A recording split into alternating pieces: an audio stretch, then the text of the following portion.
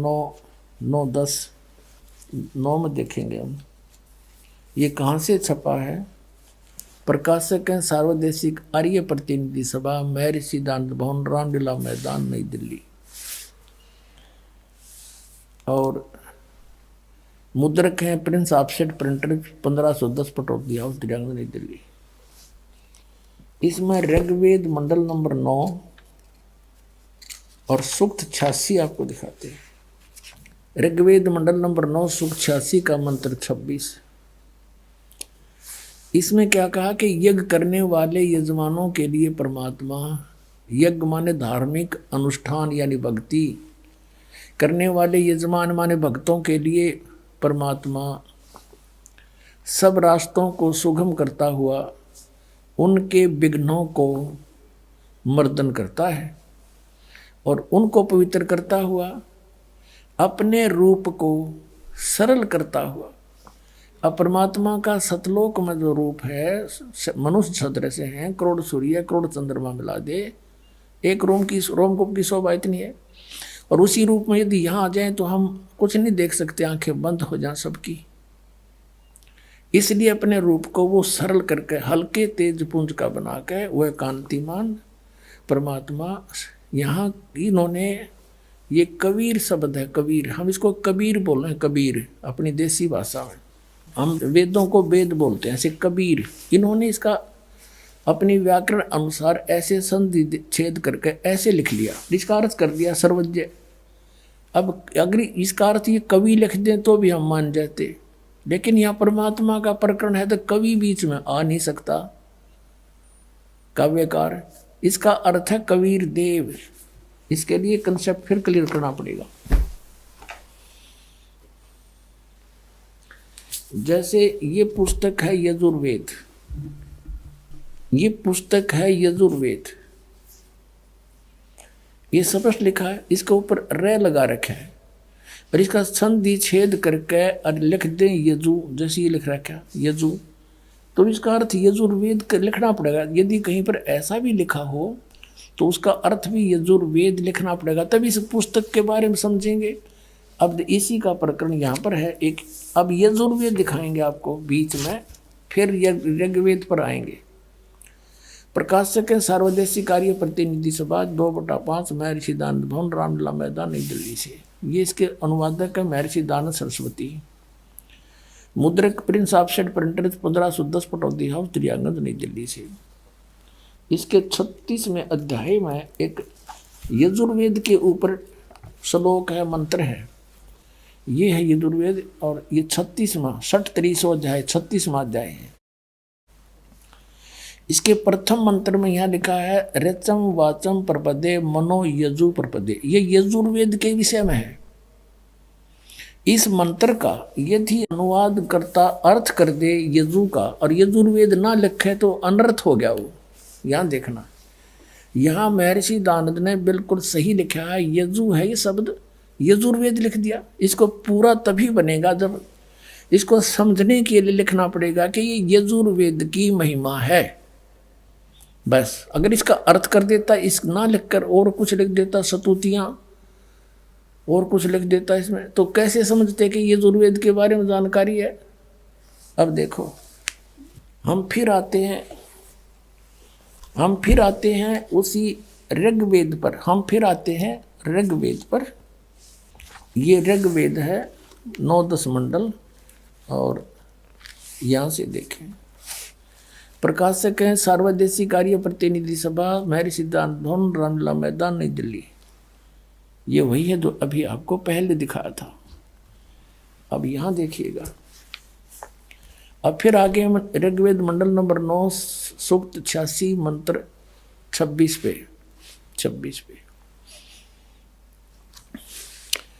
अब इससे पहले हम यहाँ से चलें तो अच्छा रहे, क्योंकि प्रकरण जो चला था कि वो परमात्मा कंवारी गायों का दूध पीता है।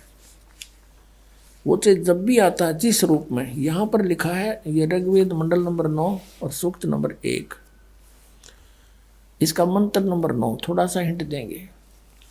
यहाँ लिखा कि उस सोम स्वभाव वाले श्रद्धालु पुरुष को, ये पुरुष लिख दिया, सो माने परमात्मा लिखना था। यहाँ इन्होंने इस ऋग्वेद मंडल नंबर 9 के सभी मंत्रों में, ये ऋग्वेद मंडल नंबर 9 सूक्त 1 का मंत्र 1 है। इसमें भी हे परमात्मा की महिमा चल रही है। और ऋग्वेद मंडल नंबर 9 सूक्त 1 के मंत्र नंबर 2 में भी हे परमात्मन, और 3 में भी हे परमात्मन, और 4 में भी हे परमात्मन, और 5 में भी हे परमात्मन, और 6 में भी।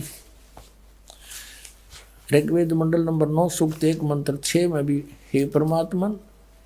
और इन्होंने फिर आगे देखा कि महर्षि दानव तो परमात्मा को निराकार बताता है। और 8 में फिर आ गया भगवान का शरीर है।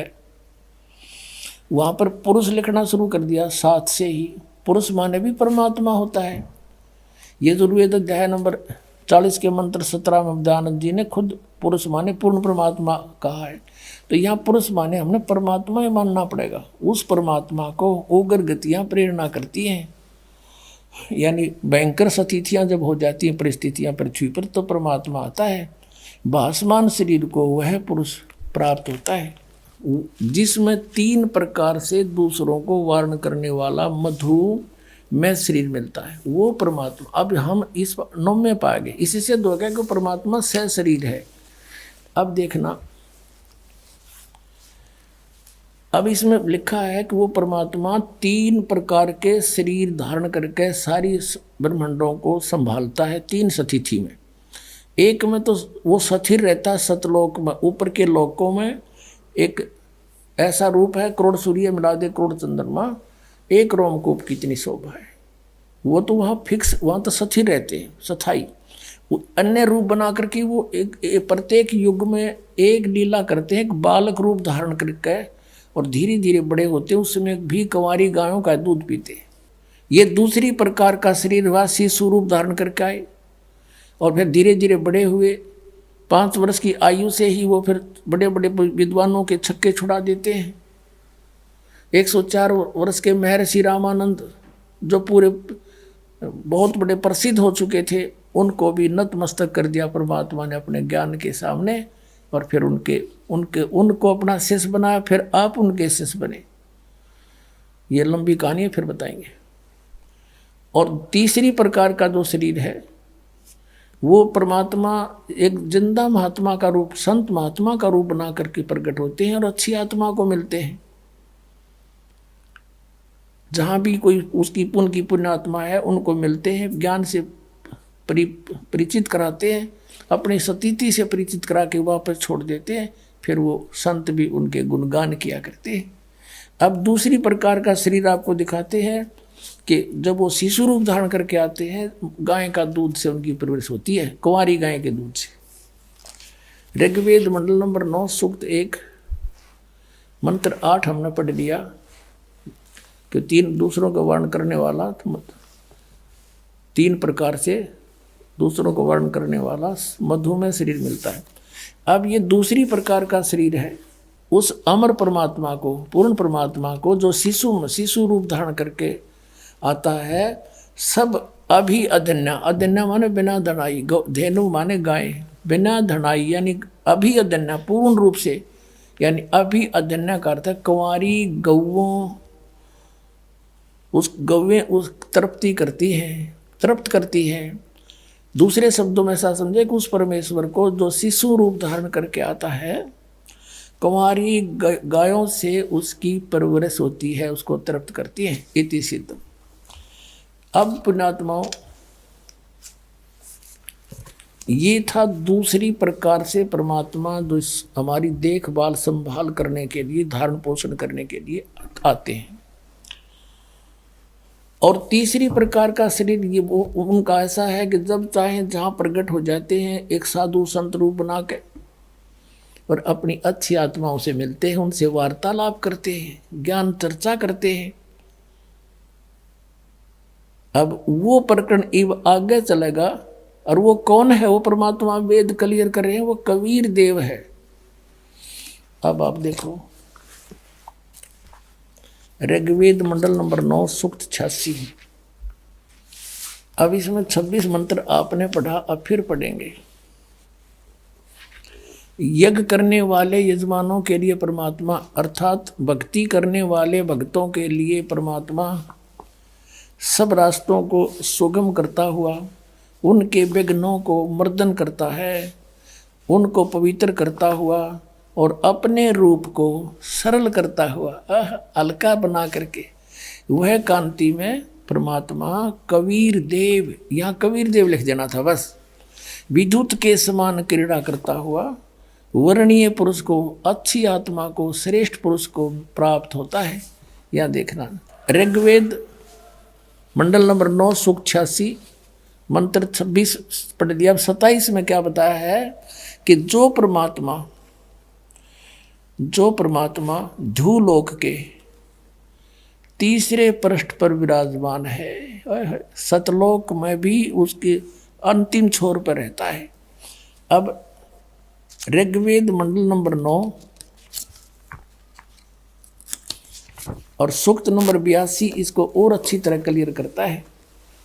ऋग्वेद मंडल नंबर 9 और सूक्त 82 और मंत्र नंबर 1 यहाँ पर है।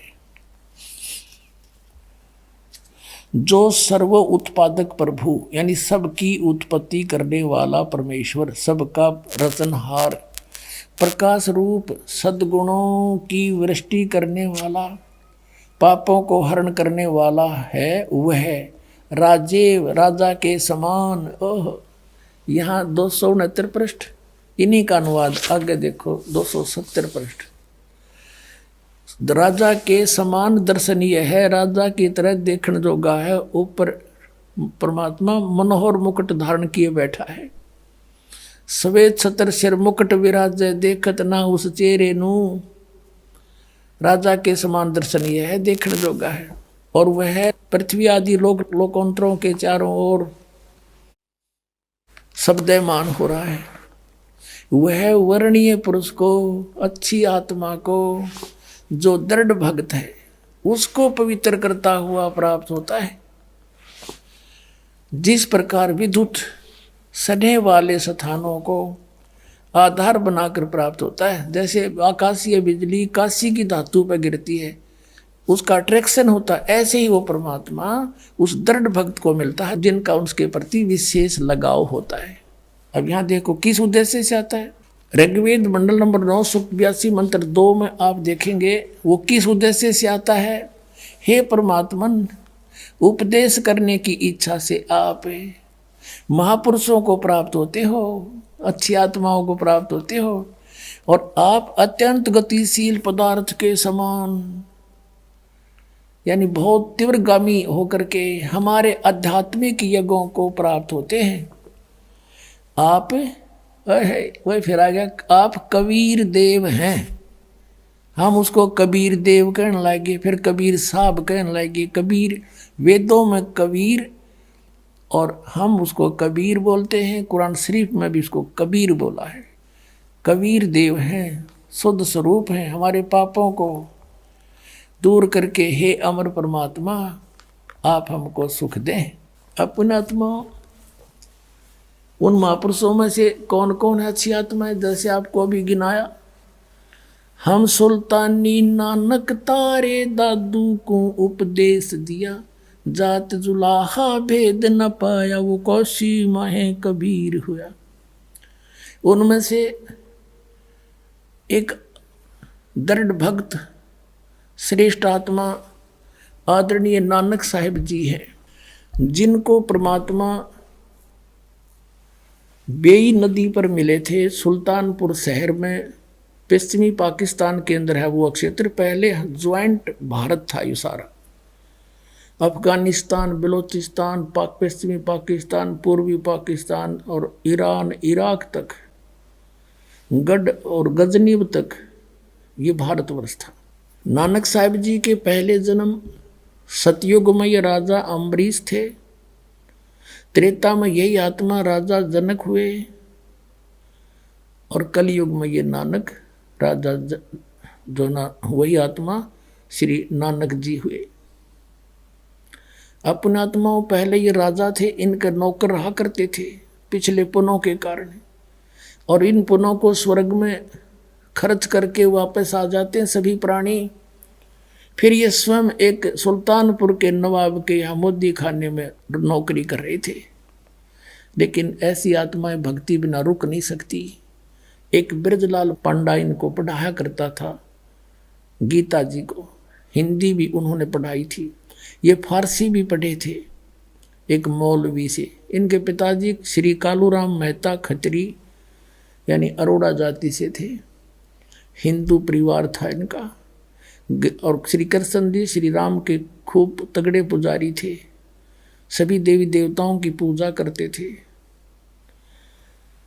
जब ये सुल्तानपुर में नौकरी कर रहे थे, वहाँ इनकी बहन ब्याही थी। इनके जीजा जी जो थे बहनोई श्री जयराम जी थे, उनके ही सिफारिश से नानक साहब जी को मोदी खाने की नौकरी मिली थी नवाब के यहाँ।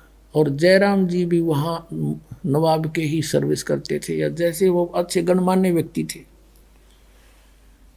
नानक साहब जी प्रतिदिन उसके सुल्तानपुर के साथ से बह रही बेई नदी के ऊपर प्रतिदिन स्नान करने जाते थे और वहां बैठकर कुछ देर भगवान का एकांत में चिंतन करते रहते थे। एक दिन परमात्मा सतपुरुष कबीर देव जिंदा महात्मा रूप बना के और नानक साहब जी के पास गए। नानक साहब जी से कहा कि हे महात्मा जी, हे भक्त, मैं बहुत भटक लिया, मुझे कोई सतमार्ग बताने वाला नहीं मिला और मुझे कोई मार्ग बताओ। आप बहुत अच्छे भक्त बताए, सभी यहाँ चर्चा है आपकी। तब नानक साहब जी ने जैसा भी ब्रजलाल पांडे से सुना था वो सारी कथा सुनानी शुरू कर दी। फिर कहा कि अगर तुम मुझे गुरु बनाओ तो गुरु बिन मोक्ष हो नहीं सकता। तो परमात्मा ने कहा कि भाई गुरु किसको बनाऊं, जब तक मेरी आत्मा दृढ़ नहीं होगी। मैं वैसे गुरु तो मैंने बना भी रखा, रामानंद जी काशी में पंडित स्वामी रामानंद जी से मैंने दीक्षा ले रखी है, लेकिन मेरी तसल्ली नहीं हुई, संतुष्टि नहीं है। नानक साहब जी कहते फिर मुझे बनाओ गुरु। तो कबीर साहब कहने लगे ठीक है आप गुरु जी, लेकिन मेरी कोई संशय समाधान करो गुरुदेव, मेरी कोई शंका का समाधान करो। बोलो कि ब्रह्मा विष्णु महेश की क्या स्थिति है, क्या ये जन्मते मरते हैं या इनके कोई माता पिता भी हैं। तो जैसा उन्होंने सुन रखा था ब्रजलाल पांडे से और जैसा भी हिंदू धर्म में प्रचलित है, ये लोक वेद सारा सुना दिया। ये अजरो अमर हैं, अविनाशी हैं, इनके कोई माता पिता नहीं, श्री कृष्ण जी सर्वश्रेष्ठ हैं और श्री कृष्ण जी ने गीता का ज्ञान दिया, ये अनमोल ग्रंथ है। कबीर साहब ने कहा जी कुछ फिर उस अनमोल ग्रंथ के कुछ वचन सुना दो। फिर वो नानक साहब जी ने कुछ जो श्लोक याद थे वो सुनाए। फिर कबीर साहब ने उसके ऊपर कहा कि आप श्री कृष्ण जी कहते हो, श्री कृष्ण जी ने गीता बोली। हाँ श्री कृष्ण जी ने बोली। तो आप श्री कृष्ण जी को अजरो अमर बताते हो, उनकी जन्म मृत्यु नहीं होती। कि हाँ बिल्कुल सही है, नानक जी बोले। अब जिंदा फकीर बोला, कबीर परमेश्वर जिंदा रूप में विराजमान थे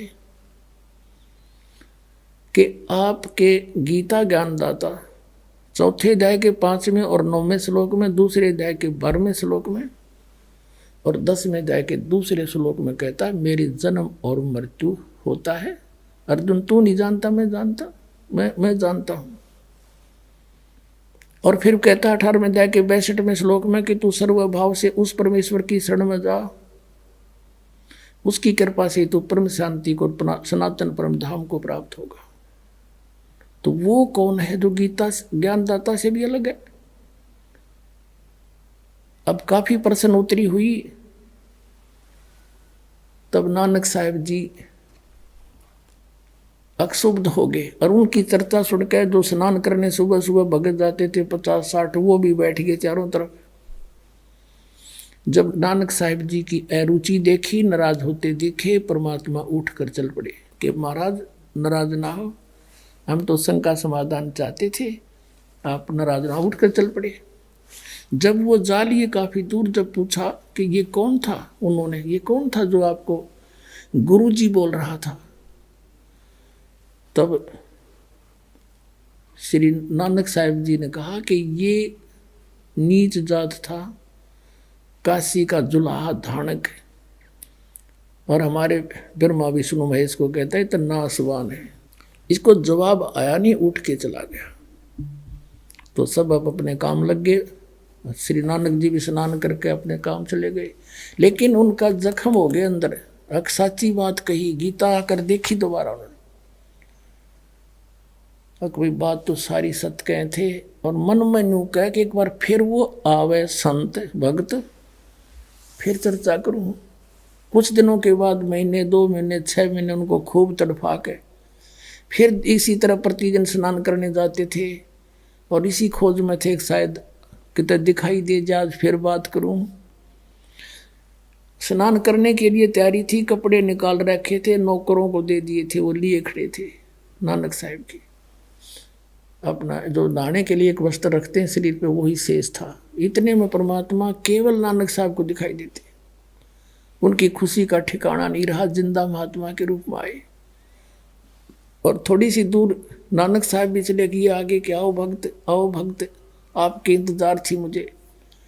वहां पर बहुत से लोग स्नान कर रहे थे, वो देखने लगे कि ये नानक साहब किसको बातें कर रहा है।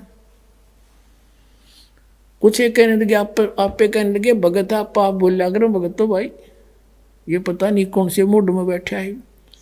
तो दोनों बैठ गए। कबीर साहब केवल नानक साहब जी को दिखाई देते, अन्य को नहीं। काफी देर चर्चा हुई, सब विस्तार से मालिक ने बताया और कहा कि सचखंड है, सतलोक है, उसमें सतपुरुष रहता है, उसकी भक्ति से मोक्ष होगा, वो अकाल मूर्त है। नानक साहब ने कहा कि हमने तो कभी स्वर्ग से ऊपर सुना नहीं।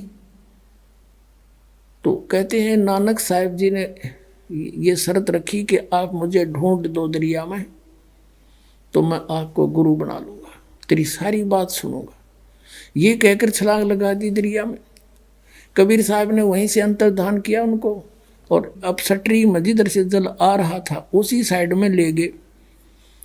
काफी देर जब नानक साहब बाहर नहीं आए तो सबको चिंता होगी। सब ने जान लिया कि डूब गया, डूब गया। सुल्तानपुर शहर में आग की तरफ बात फैल गई। भागे आए, उसकी बहन मूर्छित होगी, बहन रोने लगी बुरी तरह, मेरा भाई मर गया। बहुत चिंता का विषय बन गया। सुल्तानपुर के नवाब तक बातें गई। उन्होंने नौकर भेज दिए जाल डालने के लिए, गोताखोर भेज दिए। वो ढूंढ रहे डाउन स्ट्रीम में, वो ले गए अप स्ट्रीम में। बहुत दूर ले जाकर 3-4 किलोमीटर वहां बैठा लिए नानक साहब की। दोनों की काफी देर चर्चा हुई परमात्मा के साथ। फिर नानक साहब ने कहा कि मुझे सचखंड दिखा दो भगवान, फिर मैं मानू। शरीर को वहां छोड़ा, आत्मा लेकर चल पड़े। जैसे गरीबदास जी को लेकर गए थे, जैसे धर्मदास जी को लेकर गए थे, जैसे दादू साहब जी को लेकर गए थे, जैसे मुल्कदास साहब जी को लेकर गए थे, जैसे गीसा दास साहब जी को लेकर गए थे, ऐसे इनको भी लेकर गए। वहां जाकर देखा परमात्मा दूसरे रूप में स्थिर बैठे हैं।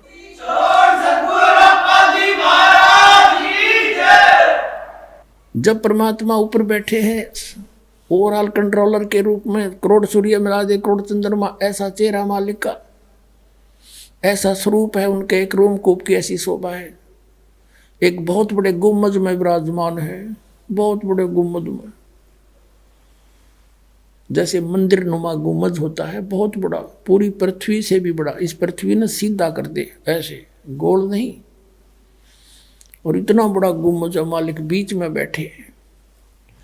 वो जिंदा महात्मा के रूप में परमात्मा साथ से लेकर गए आदरणीय नानक साहब जी को।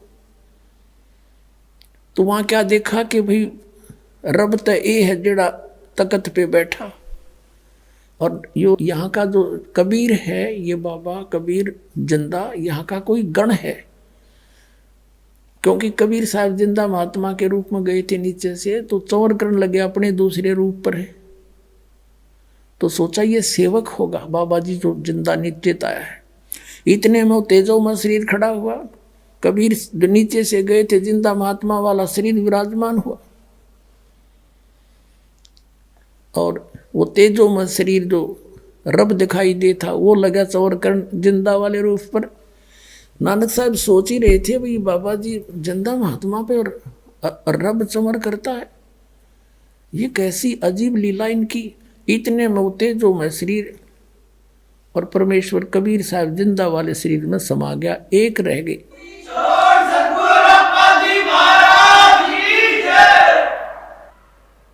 असंख्य करोड़ ब्रह्मांड के ओवरऑल कंट्रोलर के रूप में वो जिंदा महात्मा विराजमान है, चंवर अपने आप घूम रहा है।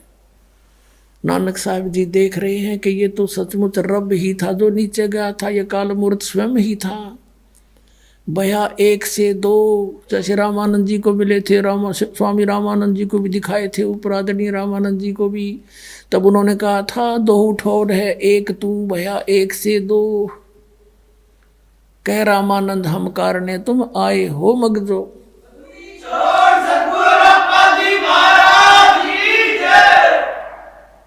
और यही आदरणीय नानक साहिब जी के साथ घटना घटी। और तब परमात्मा ने कहा कि आई एम कबीर, मैं कबीर हूं, अल्लाह अकबर हूं, मैं कबीर देव हूं। और काशी में, बनारस में एक धानक रूप में रहता हूं, अब्दुल्लाह का काम करता हूं। प्यारी आत्मा, जब मोक्ष चाहिए आपको, सतनाम लेना मेरे से, वहां सतनाम दूंगा। और वो जाप करना होगा 2 अक्षर का है, उससे आपका मोक्ष होगा। वहां तो कहते हैं कोट जन्म तन ब्रह्मत हो गए, कुछ नहीं हाथ लगा रे, कुकर सुकर खरबा बोरे, कौआ हंस बगारे। परमात्मा ने कहा कि तेरे बहुत असंख्य जन्म हो लिए, जब से हमसे मिलने से पहले वो गए बर्बाद आपके। राजा अम्बरीश आप थे, राजा जनक आप थे, और अब आप स्वयं नौकर बन बैठे। और यदि हम तुमसे नहीं मिलते तो जीवन व्यर्थ हो जाता है। अपने आत्माओं, यहाँ समस्या आती है कि पवित्र सिख समाज इस बात को मानने को तैयार नहीं है कि नानक साहिब जी के कोई गुरु थे।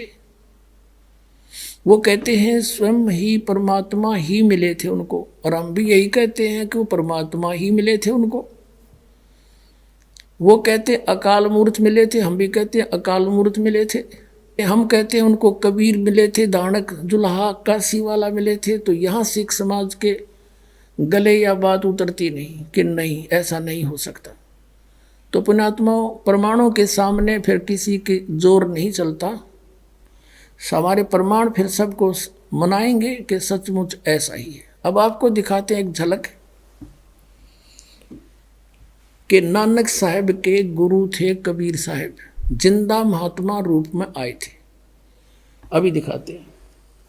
एक ये जन्म साखी है, ये बिल्कुल सत्य शास्त्र है। और उस पुण्यात्मा सिख द्वारा लिखा जो गुरुजी के साथ रहा करते थे, भाई बाला जी की जन्म साखी देखिएगा। जन्म साखी सब तो वड्डी भाई बाले वाली जन्म साखी। Doctor Jawahar Singh Kirpal Singh and company, ये है ई जन्म साखी। अज तक छप चुकिया नालों वड्डी है, सब तो वड्डी ते पुरातन है भाई बाले वाली जन्म साखी। श्री गुरु नानक देव जी दी पंजे साहिब दी साखी ते दसा पातशाह दी जीवन समेत मुकम्मल साखियां हन। प्रकाशक doctor Jawahar Singh Kirpal Singh and company. पुस्तकां वाले गली नंबर 8 बाग रामानंद अमृतसर, ये यहाँ से छपी है 251 पृष्ठ पर। और साखी है ये सिद्धानाल गोष्ठी, ये कोई प्रकरण है सिद्धानाल गोष्ठी। और नीचे है आगे साखी होर चली। श्री गुरु नानक जी अंतर ध्यान होए ता मीना पर्वत पर जाई खड़े होए।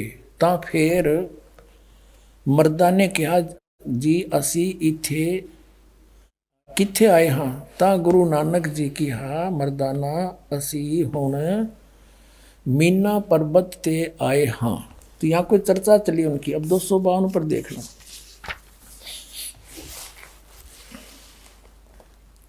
252 पृष्ठ पे आगे ता गुरु नानक जी की हा मर्दाना असी 16,000 जोजन ऊपर आए हैं। आहे ता मर्दा ने कहा जी यहाँ से सुमेर पर्वत कितना रहिंदा है। अब अपने मतलब की पढ़ेंगे। ता फिर मर्दाना पूछिया जी तू सानू जो गुरु मिलिया सी उसका नाम की है। ता गुरु नानक जी कहा मर्दाना उसका नाम बाबा जिंदा आखदे हन।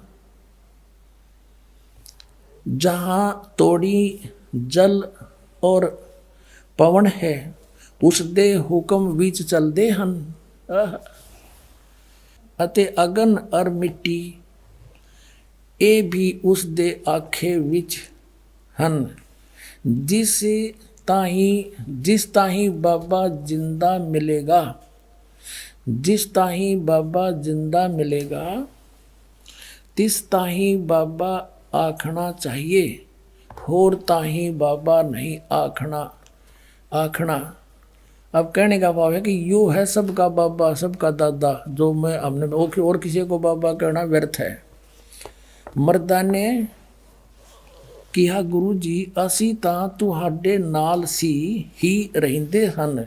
हाए तुसानू कद मिलिया है। तां गुरु नानक जी कहा मर्दाना अजे तू असा थी नहीं आया से, तब तक तो मेरे पास नहीं आया था।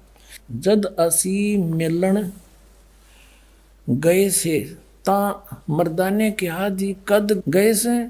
ता गुरु जी कहा जद सुल्तानपुर विच डुबकी लाई सी। डुबकी यानी डुबकी लाई सी।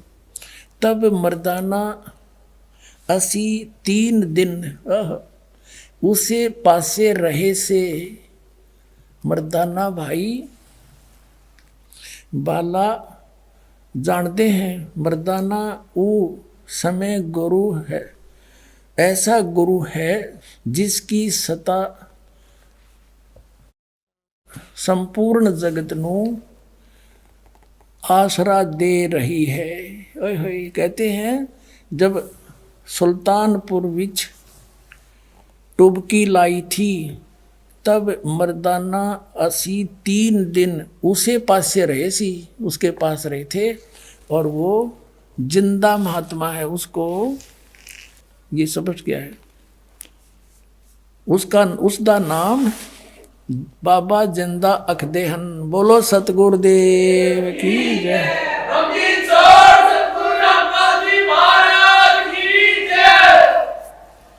अब एक और कंसेप्ट क्लियर करें। एक बार गुरु नानक साहिब जी की और एक काजी की गोष्ठी हुई।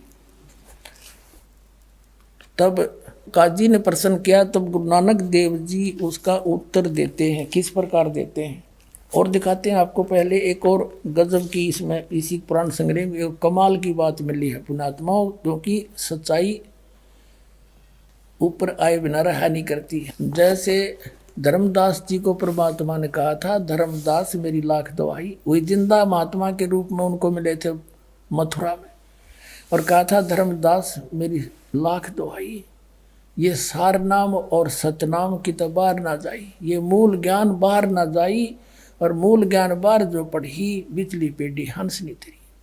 तो ये क्या बताते हैं नानक साहिब जी। मर्दाना ने पूछा कि भगवान, नानक साहब बताते हैं कि मैं जब सतपुरुष से मिला वहाँ सचखंड में, उस सब के पालनहार विष्णु के पास में गया तो उसने मुझे कहा था कि तुम वापस जाओ और तुम्हें सतनाम देने का आदेश दिया है और जो आज्ञा वही करना। तो नानक साहब जी कहते हैं कि जो आप कहोगे उसको सतनाम दूंगा और को नहीं दूंगा। ये देखना पृष्ठ 275 पर साखी सचखंड दी, यहाँ देखना नीचे। आगे साची सचखंड दी चली। अब यहाँ से है कि ता गुरु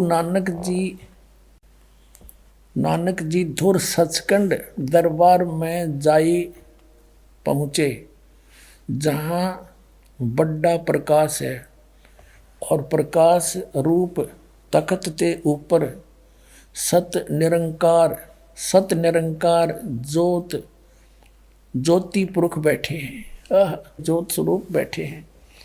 ये है संपूर्ण भगत अवतार हाथ जोड़ के खड़े हैं। पुण्यात्मा कई भक्त आए हैं जो पंजाबी जानते अच्छी तरह, दास पे ना पढ़ा ज़्यादा, तुम भी मनतावती सी है पर कोशिश करूँगा पूरी समझाने की। फिर भी दास से कुछ फर्क रह जाए, तुम खुद पढ़ते रही हो। यहाँ लिखा है कि संपूर्ण भगत अवतार हाथ जोड़ के कर खड़े हैं।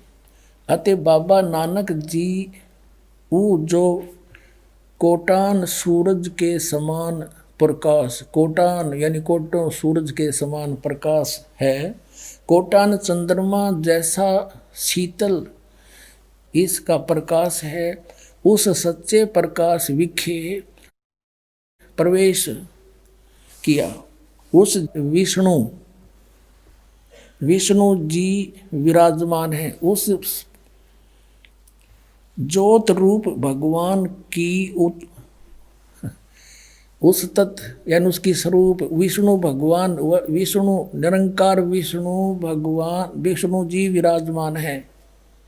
अब यहाँ नानक साहिब जी किसको विष्णु कह रहे हैं? जैसे वेदों में कहा है अग्नि तनुऋषि विष्णुवे तवा सोमस्य तनुऋषि, सबका धारण पोषण करने वाला सतपुरुष विष्णु, उसको विष्णु कहते हैं। ये तो बाद में विष्णु नाम रखे इन्होंने उनकी उपमा से। विराजमान है, साकार है, सर्वशक्तिमान। और भगवंत जी ने कहा आऊ नानक भक्त तू सदा ही मेरे में मिलिया है, तेरे और मेरे में कोई भेद नहीं। पर जिस वास्ते संसार में सतनाम उपदेश के जपाउन के वास्ते गए से सो दृढ़ाया है, ता श्री गुरु नानक जी की हा सर्वंग स्वामी, हे सब के मालिक, जहाँ आप दी आज्ञा।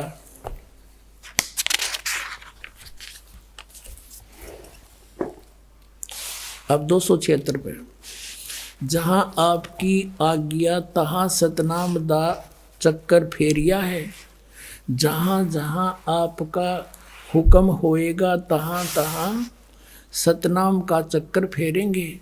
आगे जिमें आपकी रजाई होएगी, आपकी रजा होएगी त्यों ही होएगा। कहते हैं ऐसा कही कर श्री गुरु जी ने शब्द विचारण कीता। स्तुति है यार, स्तुति। अपना आत्मा हो गया क्लियर। एक तो ये कंसेप्ट क्लियर हो गया कि नानक साहिब जी को जिंदा महात्मा में वो गुरु जी में ले थे आके, गुरु रूप में, और सचखंड लेकर गए। वहाँ परमात्मा का दूसरे रूप में विराजमान थे। ये तो जैसा भी, क्योंकि कुछ थोड़ा सा परमात्मा ने कहा था कि निर्मल ज्ञान तुम जग में भाखो और मूल ज्ञान तुम गुप्त ही रखो। अब यहाँ पर नानक साहिब जी ने परमात्मा का आदेश क्लियर बता दिया। उन्होंने जानबूझ कर यहाँ थोड़ा घुमाया है, जिस कारण से ये राधा स्वामी पंथ, ये नकली काल के पंथ, इसको पढ़कर ज्योत स्वरूप और प्रकाश ही प्रकाश केंद्र, इसमें तो ये स्पष्ट बताया कि वो साकार बैठे हैं विष्णु रूप में। और बात हुई आपस में, आज्ञा दी के सतनाम का जाप करवा और जिस जिसको आज्ञा हो उसी को देना। तो इन्होंने कहा जो आपकी आज्ञा होगी उसी को सतनाम दूंगा, ना कति नहीं दूं। हो गया स्पष्ट। एक तो ये हो गया कि जिंदा महात्मा में परमात्मा आकर मिले, बेई नदी पर स्वीकार्य हुआ। सचखंड गए, वहाँ रूप देखा साकार, वहाँ बात हुई, उसको आदेश दिया कि सतनाम नहीं देना, सतनाम जैसा आप कहोगे उसको दूंगा, आपकी आज्ञा बिना हुक्म बिना कुछ भी नहीं करूँगा। अब फिर एक काजी से बात हुई इनकी, एक मुल्ला से बात हुई, वार्ता वो दिखाते हैं। एक बहुत पुरानी साखी है, बहुत पुरानी। ये देखो इसका रंग भी कैसा हो रहा है, कागज भी पाटन हो रहा है, बहुत पुरानी है। और इसका यहाँ से भी इसका फर्स्ट प्रिंट भी ठीक से नहीं रहा है। ये किसी सिख बच्चे ने लाकर हमें दिया है। ये सिर्फ इतनी ही यहाँ पर है। ये वही कृपाल सिंह, जीवन सिंह, ये उनसे छपी है। ये ऐसी स्थिति है इसकी। अब इसके पृष्ठ नंबर आपको फिर हिंदी वाली में भी दिखाएंगे। एक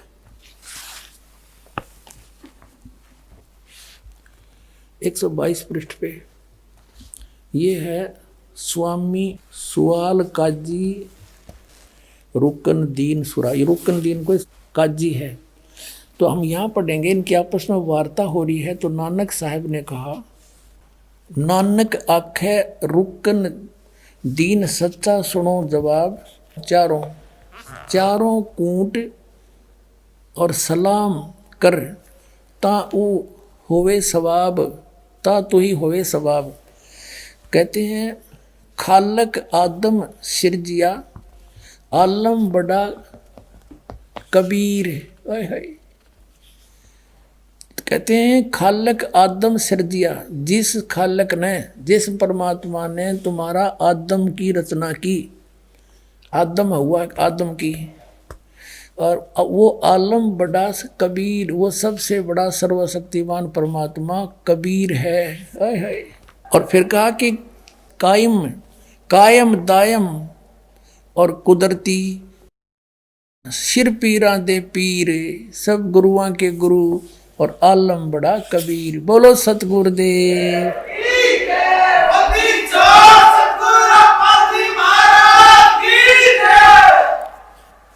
अपनात्मा दास बहुत पहले से आपको कहता रहा था, लेकिन ये प्रमाण ना मिलने से दास को तो विश्वास था, लेकिन आम जनसाधारण नहीं मान सके था। अब दास ने पहले से बताया, क्योंकि जो सूक्ष्म वेद में आदरणीय गरीबदास साहिब जी ने लिखा वो फाइनल है, गॉड गिवन है। कबीर गॉड गिवन ज्ञान है आदरणीय गरीबदास साहिब जी का, परम पूज्य गॉड कबीर द्वारा दिया हुआ, कबीर परमेश्वर द्वारा, वो झूठा नहीं हो सकता। दास ने आपको बताया कि ये सबसे पहले राजा अम्बरीश थे, सतयुग में राजा अम्बरीश थे नानक जी, और फिर ये त्रेता में राजा जनक हुए। और इस साखी में, जन्म साखी में ये भी प्रमाण आपको दिखाते हैं, देखिएगा। और फिर नानक जी बने सुल्तानपुर में। ये जो सबसे बड़ी साखी है, ये जो अभी आपको दिखाई थी, इसकी प्रश्न नंबर 423 पर, ये है प्रश्न 423 है। ये कट रहा है, ये 422 है। यहाँ देखिए, ये किसी सिख बच्चे ने दिया, उसने इस परमात्मा के ज्ञान से परिचित होकर के स्वयं निशान लगा रखे हैं। ये यहाँ लिखा है सतगुरु गुरु मेहरबान त्रेते माने त्रेता युग में, त्रेते जनक बदे है। त्रेता में जनक बदे ही, और हरिचंद द्वापर गुरु, और कलयुग नानक देव। कलयुग में नानक देव सतगुरु मेहरबान त्रेते जनक विदेही, और हरिचंद द्वापर में, और कलयुग में कलयुग नानक देव। इन्होंने तो एक और बता दिया कि द्वापर में हरिचंद आए थे, बाकी आगे देखेंगे। यहाँ देखो, यहाँ पर है कि त्रेता युग विच गुरु जी जनक विधेयी होया, और अर सिद्धि करोड़ी एक 35 आया ता आ गया। इस श्लोक का ये अनुवाद करता हुआ रहा, इसने अपने हिसाब से किया है। आगे भी लिखा होगा बहुत सा, इतना इस दास ने इतनी पढ़ नहीं आती, और ये सिख समाज के पास तो उपलब्ध है, ध्यान से खूब पढ़ सकते हैं। ये है साखी अजिते रंधावे दी, इसके अंदर है ये। इसमें स्पष्ट लिखा है कि सतगुरु गुरु मेहरबान त्रेते जनक बदेह, और हरिचंद द्वापर में, और गुरु कलयुग नानक देव। और यहाँ इसने अनुवाद करते समय लिखा है कि त्रेता युग में जुग बीच गुरु जनक विधेयी होया, इस प्रकार ये सारा उन्होंने इसमें अपना हिसाब से अनुवाद किया। अपना आत्माओं, अब ये कंसेप्ट कति क्लियर हो लिया। अब आप जी ने जो देखी वो पंजाबी यानी गुरमुखी लिपि वाली साखी देखा, हिंदी वाली और दिखाते हैं। इसमें इन्होंने कुछ फेरबदल कर दिया है और जहाँ ये विचलित नहीं हुए वो एज इट इज लिख दी है। हिंदी करते समय इन्होंने कुछ मसाला काट दिया, अब देखना, और कुछ बहुत कुछ छुपा है इसमें, ये देखिए अभी शेष बचा है। ये है हिंदी वाली भाई बाले वाली, श्री गुरु नानक देव जी की जन्म साखी, भाई चतर सिंह जीवन सिंह अमृतसर से छपी है।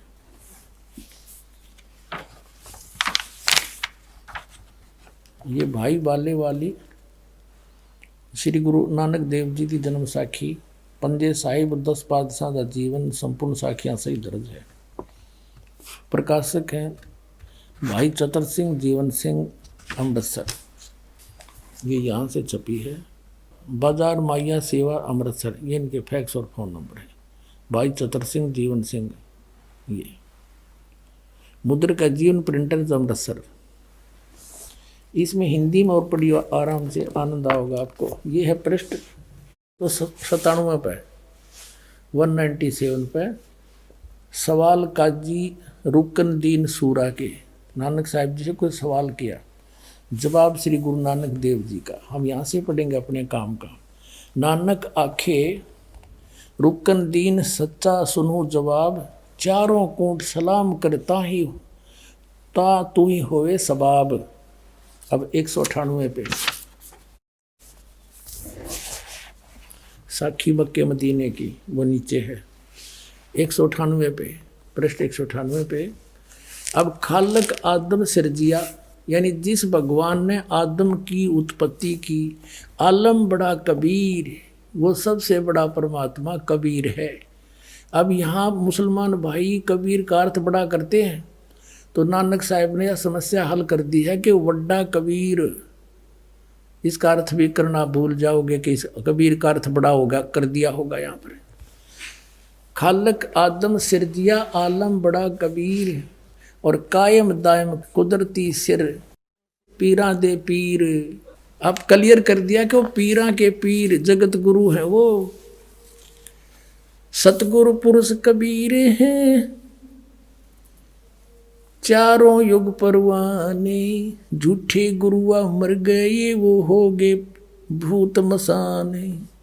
सतगुरु पुरुष कबीर है, सतगुरु और पुरुष भगवान भी वही है, और यहाँ पीर रूप में आकर मिलते हैं। वेद भी गवाही देते हैं परमात्मा अच्छी आत्माओं को मिलते हैं, और जिनको मिले वो गवाही दे रहे हैं कि जिंदा रूप में कबीर परमेश्वर आकर मिले, वो सबसे बड़ा हो परमात्मा, बड़ा कबीर।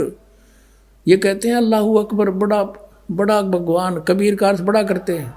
यहाँ पर नानक साहब ने समस्या हल कर दी कि वड्डा कबीर, सबसे बड़ा कबीर, सबसे बड़ा वो कबीर, सब तो बड़ा है वो आलम, आलम कबीर, यानी सबसे बड़ा भगवान परवरदिगार आलम, वो परवरदिगार आलम है, सबसे बड़ा भगवान परमात्मा, सब तय बड़ा कबीर। इसका ये अर्थ है, आलम बड़ा कबीर, सबसे बड़ा भगवान कबीर। इसमें बड़ा अर्थ साफ लिख दिया। अब आप दिखाते हैं सचखंड की साखी, ये है सचखंड की साखी 309 पृष्ठ पे। इसमें सफल लिखा है कि फिर गुरुजी उस स्थान पर पहुँचे जहाँ महान प्रकाश है, और प्रकाश रूपी सिंहासन पर निराकार स्वयं विराजे हैं। तो विराजन वाला कोई अलग थोड़ा हो गया, कोई परमात्मा साकार है। तो ये धन धन सतगुरु राधा स्वामी वाले, जय गुरुदेव वाले इस वाणी को इसको समझ नहीं सके। वो प्रकाश प्रकाश का रोड़ा मचान लाएंगे, इधर के वहाँ बैठे हैं, उस पर विराजमान है वो भगवान। और देवी देवता अवतार अपने अपने हाथ बांधे हुए आज्ञा की प्रतीक्षा में खड़े हैं। वह प्रकाश लाखों चंद्रमाओं के प्रकाश से परम सुखदायी है, शीतल प्रकाश है। इन अनुवादकर्ताओं ने बहुत सी छोड़ दी, उसमें सूरज और चंद्र दोनों लिखे हैं, सूरज भी। तो तब गुरु जी वहाँ सतुति की, विष्णु जी की उपस्थिति में वह स्थान परम रम्य हो रहा था। तब भगवान ने प्रेम से कहा, आओ नानक देव, तुम तो सदैव मुझ में मिले हुए हो, तुम में और मुझ में कोई भी अंतर नहीं है। तुमको सतनाम की उपदेश के लिए संसार में भेजा है। तब गुरु जी कहा कि हे सर्वज्ञ, जहाँ आपकी आज्ञा थी वहाँ सतनाम का प्रकाश मैंने किया है, और जहाँ जो आज्ञा होगी वहाँ मैं पूर्ण करूँगा। यह कहकर गुरु जी ने ये शब्द कहा। अब आप जी को दिखाते हैं पवित्र कबीर सागर में गुरु ग्रंथ साहिब के 24 पन्ने पर लिखा है कि फाई सूरत मलुकी वेश, ओ ठगवाड़ा ठगी देश, खरा सियाणा बहुता बार, ये धानक रूप रहा करतार। फिर प्रश्न नंबर 721 में लिखा कि एक अर्ज गुप्तम पेश तोदर, कून करतार, हक्का कबीर करीम तू बे ऐब परवरदिगार। हक्का कबीर, हे सत कबीर, हे अविनाशी कबीर, आप सर्वशक्तिमान शब्द स्वरूपी राम, आप ही हो सारी सृष्टि के करतार हो। और यहाँ स्पष्ट कर ही दिया, सब तो बड़ा आलम कबीर, तो निराकार कैसे हो सकता, ये साखी फिर दिखानी पड़ेगी। अब फिर देखिए थोड़ा सा, क्योंकि यहाँ पर भ्रम ना रह जाए और पढ़ाते हैं थोड़ा। ये वो साखी है भाई बाले वाली, ये पुरानी है, ये भी सबसे पुरातन लिखा है इन्होंने, सब तो बड़ी भाई बाले वाली। यहाँ है ई जन्म साखी अज तक छप चुकिया नालों वड्डी है, सब ते वड्डी ते पुरातन है, भाई बाले वाली जन्म साखी श्री गुरु नानक देव जी दी। ये वही है, पहले आपको दिखाई थी। जीवन सिंह, कृपाल सिंह एंड कंपनी, पुस्तकां वाली गली, नंबर 8, बाग रामानंद, अमृतसर। ये ऐसे। अब इसमें हम पीछे थोड़ा रह गया, बात कंसेप्ट क्लियर हो नहीं पाया। ये है 251 पृष्ठ पर, ये है आगे साखी होर चली, आगे साखी होर चली। हम यहाँ तक पढ़ सके हैं कि श्री गुरु नानक देव जी अंतर्ध्यान होए ते मीना पर्वत पर जा खड़े हुए। अब 252 पर देखते हैं, 252 पर।